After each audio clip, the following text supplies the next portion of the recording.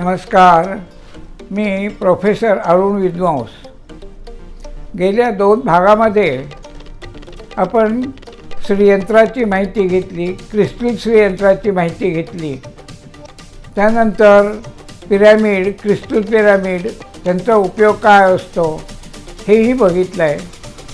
आता आजच्या भागामध्ये आपण क्रिस्टलपासून तयार केलेली निरनिराळी यंत्र आहेत, निरनिराळ्या गोष्टी आहेत, त्याचा आपल्याला कसा उपयोग करून घेता येतो, कसा उपयोग करायचा आहे, तर ह्या भागामध्ये आपण बघू. आता हा पिरॅमिड बघा, तर ह्याला 6 त्रिकोण आहेत, म्हणजे षटकोनी आहे आणि त्याचं हे टोक इथे आलेलं आहे. तेव्हा हा पिरॅमिड जसा आपण ठेवू तशी ह्याच्यातनं ऊर्जा प्रचंड प्रमाणामध्ये बाहेर जाते. खालनं थोड्या प्रमाणात ऊर्जा घेतली जाते. ही ऊर्जा ह्याच्या अँगलनी वाढवली जाते आणि ही क्रिस्टलमधनं बाहेर पडते. त्यावेळेला आपण पेन्सिल असंही म्हणतो. आता ह्याच्यातलंच लहान जर घेतलं तर ही लहान बघा कशी आहे. हे पूर्णपणे क्रिस्टल ट्रान्सपरंट आहे.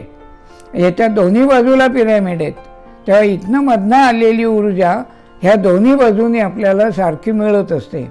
तर अशा प्रकारचे अनेक प्रकारचे आपल्याला क्रिस्टल दिसतात. आता हे बघा, एक मजेशीर यंत्र आहे किंवा मजेशीर वस्तू आहे.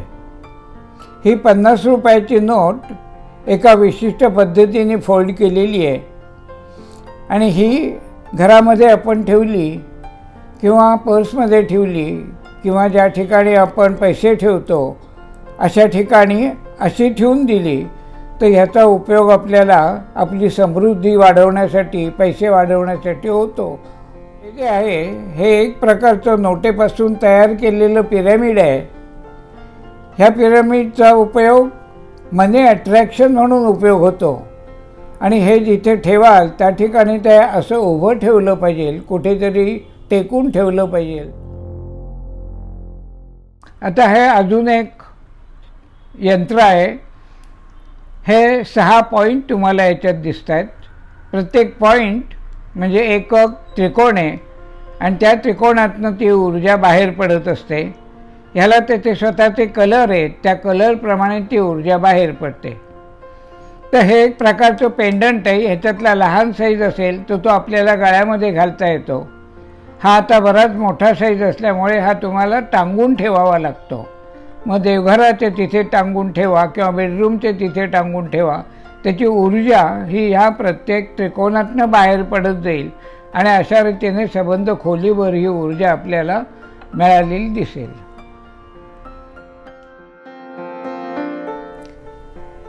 हे क्रिस्टलचं तोरण आहे.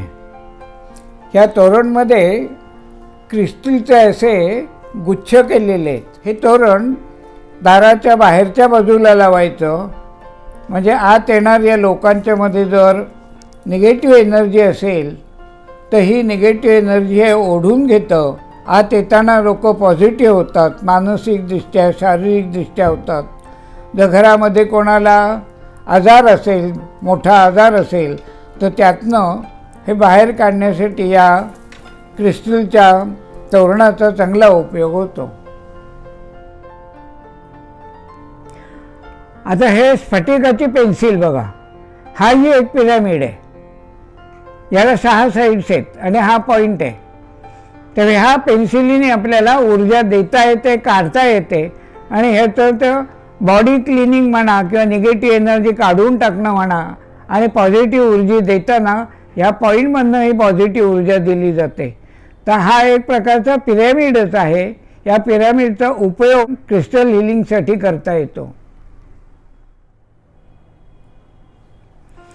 आता हा एक अजून पिरॅमिड बघा कसा आहे. केवढा लांब आहे तेवढा बघा तुम्ही. हा बघा, हिलिंगसाठी याचा उपयोग केला जातो. हा 1 फुटापेक्षा लांब आहे. असा उभा ठेवल्यावर बघा असा दिसतो. हा ग्रीन अव्हेंचुरिनचा आहे. ग्रीन ऊर्जा देण्यासाठी याचा उपयोग मोठ्या प्रमाणामध्ये केला जातो. हा क्रिस्टल हिलिंगमध्ये वापरला जातो. आता हे जे तुम्हाला दिसत आहे ह्याला हिलिंग बॉल म्हणतात. तर हा ॲव्हेंचुरिन आहे हा आणि याचं स्मोकी क्वार्ट्ज असं नाव आहे. तर आता हा जर ह्याच्यावर ठरलेला आहे तर ध्यानाला बसताना असा हातात ध्यानाला धरून घेऊन बसायचं आणि तुम्हाला जप करायचा असेल कुठल्याही देवाचा जप तुम्हाला करता येईल. आणि आपण जर आपल्या सिटिंग रूममध्ये किंवा आपल्या बेडरूममध्ये हा जर असा ठेवला तर हा सगळ्या दृष्टिकोनातनं सगळ्या बाजूला याच्यातनं निघणारी ऊर्जा जाते आणि ती ॲम्प्लिफाईड आहे. खालचा जो आहे तो सेलेनाईट क्रिस्टल आहे, त्यामुळे येणारी ऊर्जा याच्यातनं मोठ्या प्रमाणामध्ये ॲम्प्लिफाय होते आणि सगळीकडे खोलीमध्ये पसरते. तर अशा दृष्टीने आपल्याला हे हिलिंग करता येतं आणि हे कंटिन्युअस हिलिंग असतं. स्पिरिट ठेवल्यापासून तो सारखी ऊर्जा बाहेर देत असतो.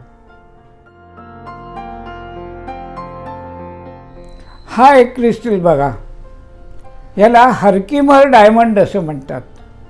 हा क्वार्ट्झच आहे, डायमंड नाही आहे, पण याचा डायमंडसारखा उपयोग होतो. याला पॉलिशिंग केलं की डायमंडसारखा हा चमकतो, म्हणून याला हरकिमर डायमंड असं म्हणतात. हा तसा दुर्मिळ क्रिस्टल आहे आणि महागही खूप आहे. आता जे आपण बघितले ते अशा टाईपचे क्रिस्टल बघितलेले आहेत, ते आपण ह्या क्रिस्टलला शेप दिलेला आहे, ग्राइंडरवर घासून हे तयार केलेले आहेत. पण हे बघा, हे आपल्याला नॅचरल क्रिस्टल्स मिळतात. प्रत्येक क्रिस्टल याच्यातला जो आहे तो पिरॅमिड आहे. मग 4 याचा असेल, 3 याचा असेल, 5 याचा असेल, 6 याचा असेल. तर हे निरनिराळे क्रिस्टल आपल्याला ह्याच्यातनं नॅचरल स्थितीमध्ये मिळत असतात आणि ह्याच्यातनं किती प्रचंड प्रमाणामध्ये ऊर्जा बाहेर जात असते. तशी आपल्या खोल्यामध्ये ठेवून, बेडरूममध्ये ठेवून आपल्याला ही ऊर्जा मिळवता येते. अशा दृष्टीने हे क्रिस्टल आपल्याला वापरता येतात. हे एक अजून यंत्र बघा, हे स्पेक्ट्रल ऑब्सिडियन या क्रिस्टलपासून तयार केलेलं आहे आणि ह्याच्यामध्ये तुम्हाला 1, 2, 3 अशी ही मोरपिसं दिसत आहेत, म्हणून त्याला ब्रह्मा विष्णू महेश असं म्हणतात. आणि हे देवघरात ठेवता येतं किंवा आपल्याला पैसे ज्या ठिकाणी ठेवतो त्या ठिकाणी ठेवता येतं.